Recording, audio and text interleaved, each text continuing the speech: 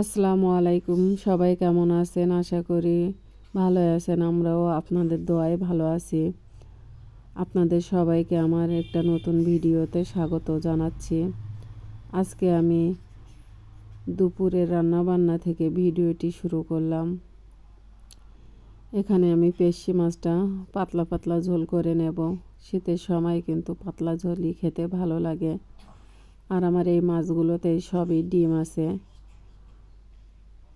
ডিমওয়ালা মাছ আমার অনেক বেশি পছন্দ, তাই যে কোনো মাছের ডিমই। মাছের ঝোলটা আমার বলক এসে গেছে। এখানে সবগুলো গুঁড়ো মশলা দিয়ে দিয়েছি। আর রান্না শেষ হওয়ার সময় আমি এখানে দিয়ে দেব অল্প করে ধনের পাতা। মাছ ঝোলটা আমার রান্না করা শেষ। সেটা নামিয়ে নিয়ে সেই কড়াই তেল গরম করে তাতে পেঁয়াজ, রসুন, কাঁচা ঝাল আর গুঁড়ো চিংড়ি দিয়ে দিলাম। গুঁড়ো চিংড়িটা আমি এখন লবণ হলুদ দিয়ে সুন্দর করে লাল লাল করে ভেজে নেব। লাল লাল করে ভাজা শেষ। এখন দিয়ে দেব চিচিঙ্গা। এটাও সুন্দরভাবে আমি ওই মশলার সাথে কষাই নেব। নিয়ে পানি বাইর হবে অল্প একটু, সেটা শুকায় নেব। নিয়ে তারপরে আবার একটু ঝোল দিয়ে চুলোর উপরে ওইভাবে রেখে দেব। চিচিঙ্গাটা লাল লাল মানে পোড়া পোড়া হলেই বেশি ভালো লাগে। আর এক দিক দিয়ে ভাতের পানিটা একটু নাড়াই দিলাম। শীতের সময় পানি গরম হতেও অনেক সময় লাগে। রান্নাবান্না সব শেষ করে এখন আসলাম আনামকে নিয়ে গোসল করানোর জন্য। ট্যাঙ্কির পানি ঠান্ডা, তাই সে গোসল করবে না। এজন্য রোদে পাইপ দিয়ে পানি দিয়ে ওকে গোসল করিয়ে দিচ্ছি। শীতের সময় বাচ্চাদের গোসল করানো, গা হাত পা ডলানো একটা প্যারা। তাই ওকে রোদে নিয়ে এসে আজকে একটু গা হাত পা ডলিয়ে দেব।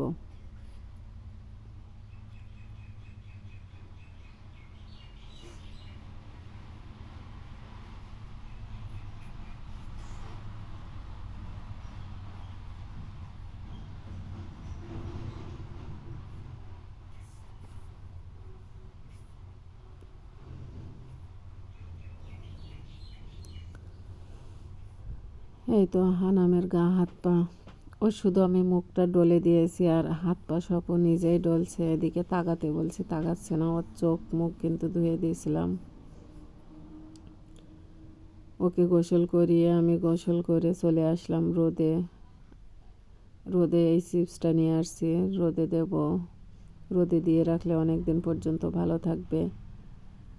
আর তো রোদে দিয়ে তো চলে যাওয়া যায় না। কুকুর টুকুর কখন কি আসে মুখ দেয়, সেজন্য বসে থাকা লাগে।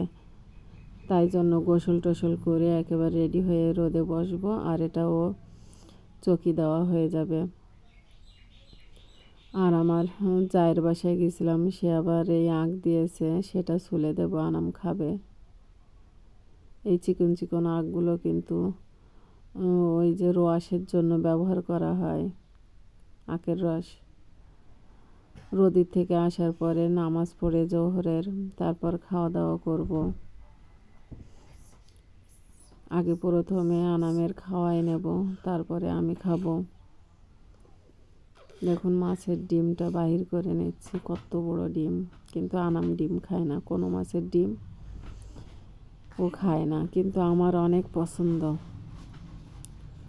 আমার এই ভিডিওটি যদি ভালো লাগে আপনাদের, তাহলে লাইক, কমেন্ট, শেয়ার এবং সাবস্ক্রাইব করবেন, পাশে থাকবেন। ভুল ত্রুটি হলে ক্ষমা দৃষ্টিতে দেখবেন। ভিডিওটি আজকে এই পর্যন্ত। আল্লাহ হাফেজ।